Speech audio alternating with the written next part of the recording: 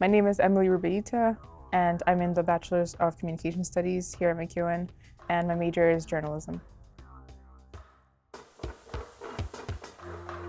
I was actually born in Rwanda, so that's where I'm originally from, and my dad came here in 2006, around there, and after a couple of years, we also joined him here, so that's how I started living here.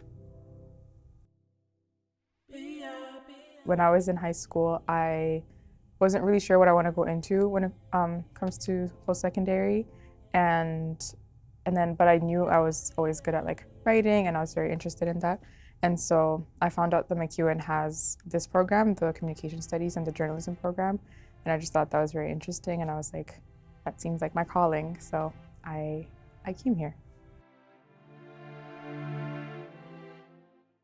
I think, like I said, growing up, I've lived half of my life in Rwanda and half of my life here in Canada, in Edmonton. Those are pretty much like my only two experiences, and I didn't get to do much traveling in between that. And so, coming from Rwanda, I was just used to being around like people that look like me and people that like speak my language. I just never really had to think about it. I never had to like think about how I look or like my race or anything. When I came to Edmonton, I think for the first time I felt a little othered because I was around like other people that didn't look like me and I wasn't used to it. But a couple summers ago, I went to Toronto, and they have a much bigger African and Caribbean population.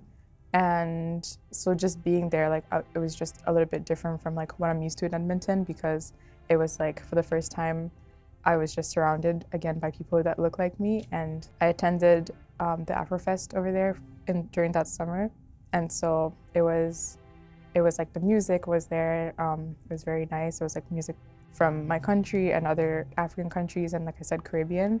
And so it was very nice, like hearing the music and seeing people in their traditional attire, the hairstyles. It was like just the energy was very like vibrant. So I really felt for the first time like it's away from Rwanda, it's away from my home, but I still felt a sense of belonging.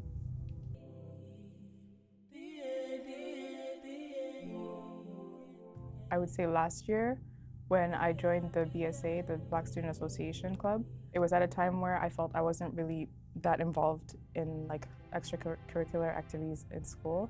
So when the year started and I was like looking for different clubs to join, I actually wasn't even aware that the club existed.